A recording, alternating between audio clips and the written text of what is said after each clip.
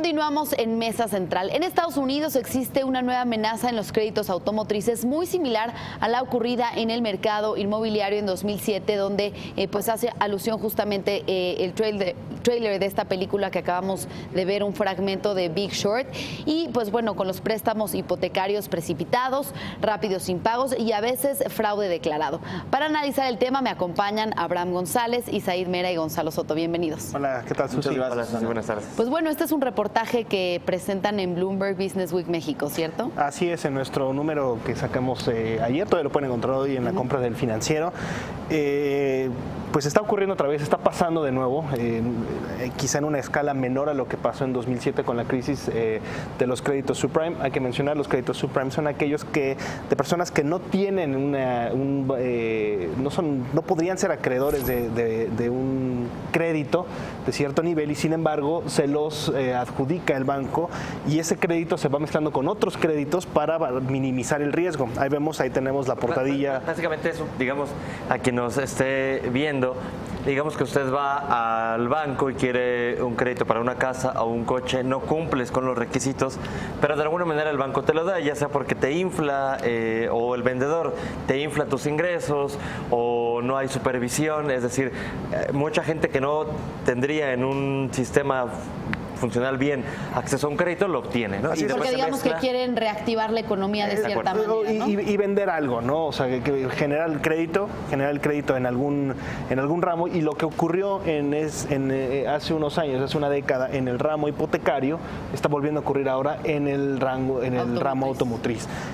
¿Cómo lo estamos viendo? Sobre todo vemos ahí en la pantalla el gráfico, vemos cómo, por ejemplo, desde 2007 comenzaron a caer el número de préstamos subprime, de hipotecas, y comenzaron a dispararse en su lugar los de auto. Es decir, el mercado encontró la manera de compensar ese hueco que había dejado los créditos subprime hipotecarios y ahora son los préstamos automotrices los que están llenando. Ahora, el principal banco que está otorgando los créditos subprime en automotriz en Estados Unidos es un banco que aquí mucha gente conoce, que es Santander. Aliado con Chrysler. Una alianza con la automotriz. Creo que además, o sea, lo peligroso de esto también es en el momento en el que llega y en el contexto en el que llega, en el que Trump quiere en este momento desregularizar al sector financiero, ¿no? Para desregularizar a los bancos, y eso creo que eso es algo muy importante porque todos los controles que se pusieron después de 2008 para evitar que volviera a suceder una de estas crisis, pues ahora resulta que Trump dice, no, eso lo único que está haciendo es restringir el crédito, no está haciendo crecer a la economía, lo que vamos a hacer es dejar a los bancos que presten con mayores permisos, digamos, o con menores niveles de reserva, con reglas más laxas para que no caigan en una contingencia más adelante. Y creo que eso es lo importante también en este momento, porque si bien, como decía Gonzalo, no tienen, o sea, los créditos de autos no tienen la misma importancia en la economía que los créditos hipotecarios, sino, o sea, un auto no significa lo mismo para una persona que el tener una casa. Creo que sí es un mercado, evidentemente uno de los mercados más grandes del mundo, automotriz, tanto fabricando como de consumo, y pues creo que puede ser preocupante en algún momento, ¿no? Y además, al tener tasas tan bajas, pues también la gente igual y se endeuda con 1, 2, 3 autos, ¿no? ¿Qué fue lo que pasó en la crisis hipotecaria? La gente llegó a tener 2 o 3 casas. Yo creo que también el problema es el mercado, es decir, esta voracidad del mercado. Esto existe porque también los inversionistas quieren obtener rendimientos. No obtienen rendimientos tan altos con este tipo de créditos, obtienen tasas del 5%, pero si se compara con una tasa de la Fed que está cercana al 1%, pues bueno, es el triple, ¿no? O más del triple de la tasa que tiene la Fed. Pero insisto, creo que también el tema es la voracidad y a veces se culpa además, creo que al consumidor. Claro, el consumidor tiene culpa porque si no tienes dinero para comprar un coche, mejor harías en no hacerlo. Pero también a veces abusan y hay mucha gente que accede a esos créditos con engaños. Le dice, no te preocupes, claro que puedes tener este auto, mira estas facilidades. Y dice la gente, bueno, con una ilusión de tener un auto.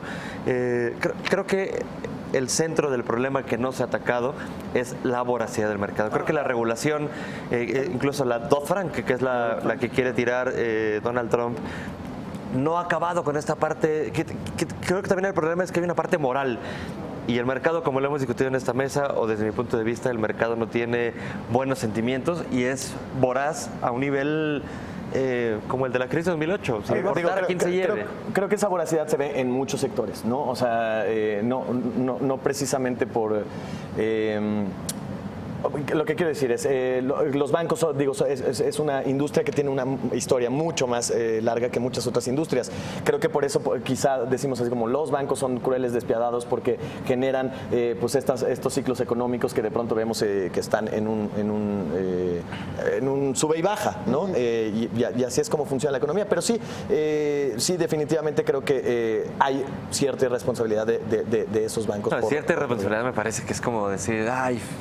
Pero el punto es que no podemos dejar de fuera lo que ustedes decían también, la responsabilidad del consumidor. Mejor harías comprar tu coche. Pero es como decir cierta responsabilidad del mercado y el consumidor. No, yo diría, hay responsabilidad del mercado y cierta responsabilidad del consumidor. Yo creo que el mayor culpable en esos casos es el mercado.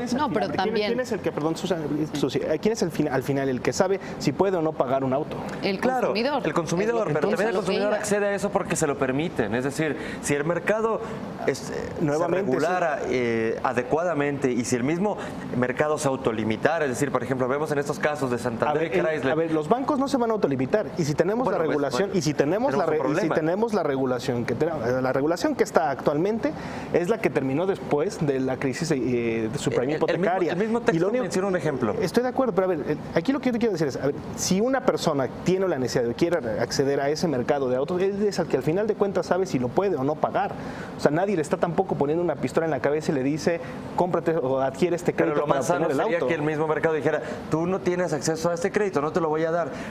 En el texto menciona un ejemplo de que Santander, ¿por qué dejó de supervisar tanto a los empleados de las concesionarias?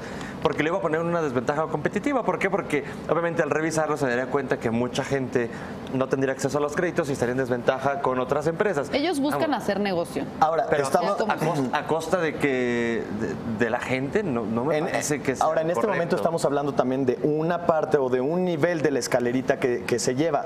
Estamos hablando de la crisis subprime que se gestó en los mercados financieros, no necesariamente en, oye, yo te presto, le presto demasiado. O sea, el punto es que juntaron muchos de esos. Dejó de pagar, pues. Sí, y ahí se vino todo para. Fue la base, pues, de los créditos. Pero derivó en un segundo nivel, en una crisis de muchos inversionistas que compraron estos bonos subprime. La voracidad.